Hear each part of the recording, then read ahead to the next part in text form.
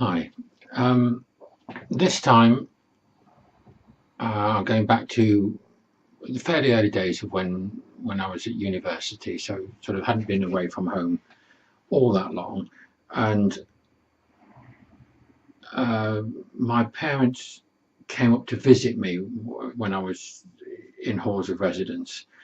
Um, I think it must have been quite early on when I was there because I think I was still in the sort of double room because we went down into Selly Oak to a cafe because they wanted to talk to me. A kind of scary event because you know they come all the way to Birmingham to not to see me but to talk to me, which is kind of has a different connotation altogether. Anyway, it turns out that um, Mam was pregnant, and she thought that I would find this at her age totally disgusting. Well, she was born in 1923. This is 1967 or maybe 8. So she'd be in her mid-40s, I suppose, wouldn't she? Um, the Abortion Act had very recently been passed. It was passed in 1967 sometime, I'm not sure exactly, but we're talking about months here, I'm sure, between it being abortion being legal. And she thought she ought to have an abortion. She seemed more concerned, in my opinion anyway, about the shame of the event, sort of having sex at her age kind of shame, which seemed ridiculous to me at the time. Well, it does now. I don't know whether that was the real reason. They said things like how would they cope and how old they would be when the child grew up. And essentially they were seeking my permission, as it were, my approval for her to have an abortion. And I was I don't know, 18 maybe.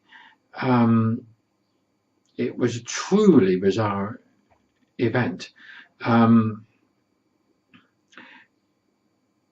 It seemed to for some reason she had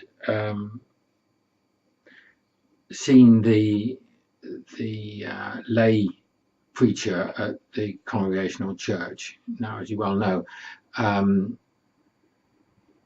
they weren't, as far as I could see, sort of in any way believers in Christianity.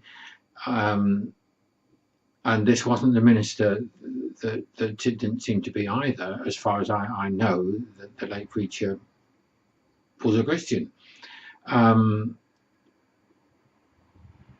I suppose he looked as though she was just searching anywhere for somebody to say, yes, you must do this,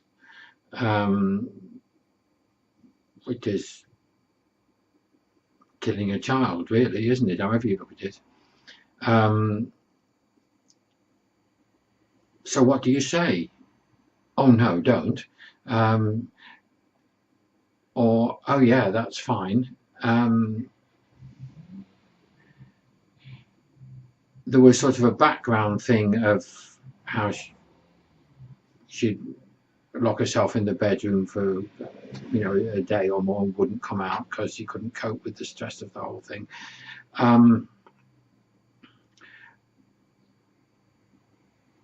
I could only really say, well, it's not up to me.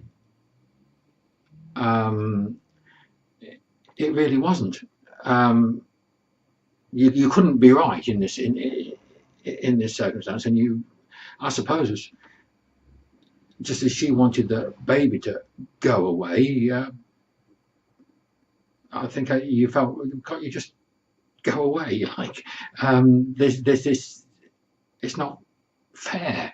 And you start to think, well, this would be a brother and sister, and or sister. It becomes a bit real. And this is your mother, isn't it? in the end, I've just sort of said, like I'm really saying to you now, sort of, what can I do? I suppose you think in the back of your mind, what would be worst of all is you come here, bother me with this, I say one thing and you go and do the other. In the end, I think I said, well, you know, if you can't live with it, well, then I suppose you're going to have to go and have the abortion, but you're going to have you thought afterwards, you know, are you really sure that this is, that you think that you shouldn't be having a baby? Is that really how you feel? There have been previous very weird events over children, as you know, and of course, with this deep inbuilt thing, particularly my mother, of the one in, one out, you're thinking in the back of your mind, she thinks by having this baby she's going to kill somebody, so she's going to kill the baby instead, and in her head this is the choice and this is the motivation behind it. Or is it true? If I say to her, keep the baby, some other person in the family is going to die, and that's going to be my fault. God, this is a nightmare. It brings it back to me now talking about it. You can't choose between sending your mother mad, killing an unborn child, or killing another unknown member of the family. It could even be yourself.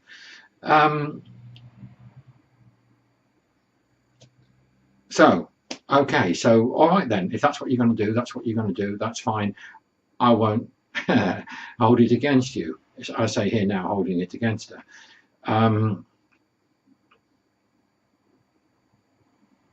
So, okay, fine, that was that. So then you have to hear the tale of what they told her will happen and how the abortion is carried out under this new legislation in the hospital with the doctor's approval. Oh, so you've seen the doctor? Yes. All right. So you've already been to see the doctor, right? And what did he say? He said basically that one of the grounds for an abortion was that not to have the abortion was a risk to the mother's life, and he had decided that there was a serious, that he would put down on the paper anyway, that there was a serious risk of my mother killing herself if she was forced to have the baby. All right, so now we've got a choice between your mother killing herself, killing the baby, or indeed the sort of weirdo belief that if the baby's born, somebody else will die, and then that baby will have to live with it forevermore. That was, if we hadn't had her, so and so would still be alive now. Sometimes you have to think, this is an old ancient belief. It was the belief of her mother before her. I really believe in the old beliefs, but this one, it doesn't come from anywhere else but that particular line. There's an aberration here somewhere. It doesn't make sense, because after all, my mother's grandmother had 12 children, an adopted one.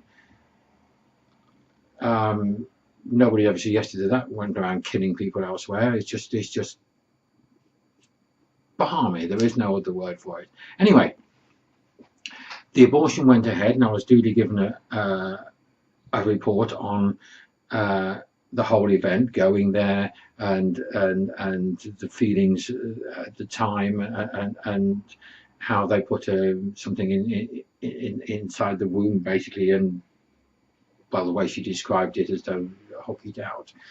Anyway, afterwards, she was definitely worse. I went to see them and at the house, and she was in a state because she'd well, she wasn't sure now whether she was being selfish. I thought, Jesus Christ. Well, perhaps that's not the appropriate word, but you know, I suppose it's hard, isn't it, to cope with these things. She decided anyway that she had to go to the doctor to get the final report. But she'd been to see. She was going to see the lay preacher at the Congregational Church first, and she had a word with him and told him how she was feeling, and he had said that would she mind if he rang up the doctor first before she went there, to make sure that he was, you know, understood the full thing of what had gone on. Anyway, so he did, and when she got to the doctor, he told her that in actual fact he was ever so sorry to tell her, but that they'd made it turns out that they'd made a false diagnosis. He couldn't apologise enough, but in actual fact it was only fibroids, and that's what they'd removed in the operation. So it needed doing anyway. No actual harm was done, but an awful lot of stress was caused to my mother unnecessarily. And after that, she was all right. Now, I have to say, in all honesty, I think that was a wonderful gesture on behalf of the minister and the doctor, but I think they were lying. But it worked. She believed them. I can't say I do. But I think that shows true caring to do that and be convincing if it wasn't true. Of course, if it was true, Jesus Christ, again, you could say, what a mistake. But I don't think so. I think they were very kind and considerate people, really. At that point, I'll say bye.